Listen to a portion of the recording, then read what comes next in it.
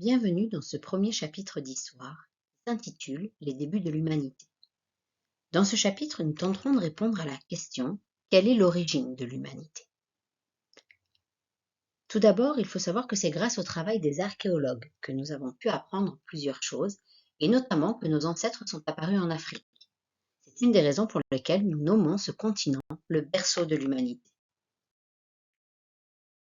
Première partie, l'être humain est né en Afrique. Il y a 7 millions d'années, les préhumains apparaissent sur le continent africain, tels que Toumaï. Ces espèces évoluent petit à petit.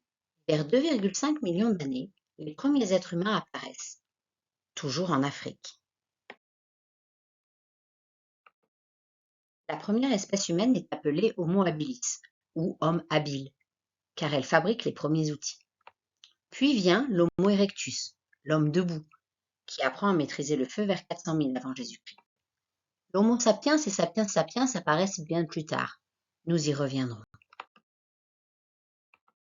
En B, l'être humain explore et habite sa planète.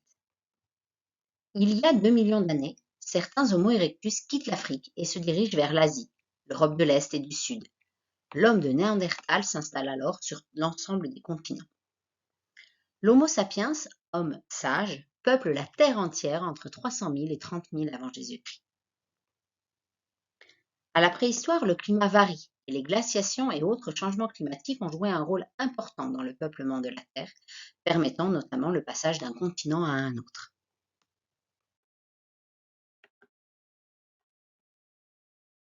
Grand C, vivre au Paléolithique. Au Paléolithique, les hommes et les femmes sont des chasseurs-cueilleurs nomades, ce qui signifie qu'ils suivent les animaux qu'ils chassent. Ils changent de campement au gré des saisons.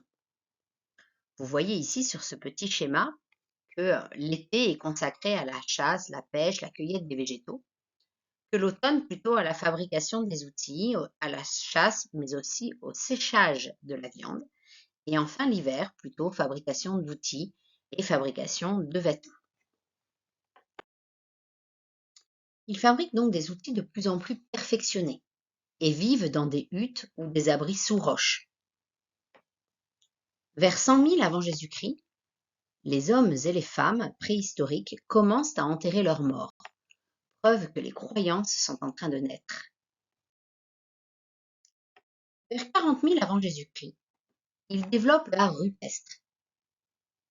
C'est ces peintures que nous avons découvertes sur les murs des grottes de Niaux, de Chauvet.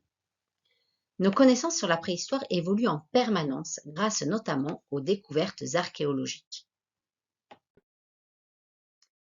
Cette capsule est donc terminée. Le texte est disponible sur le site L'Histoire en un clic.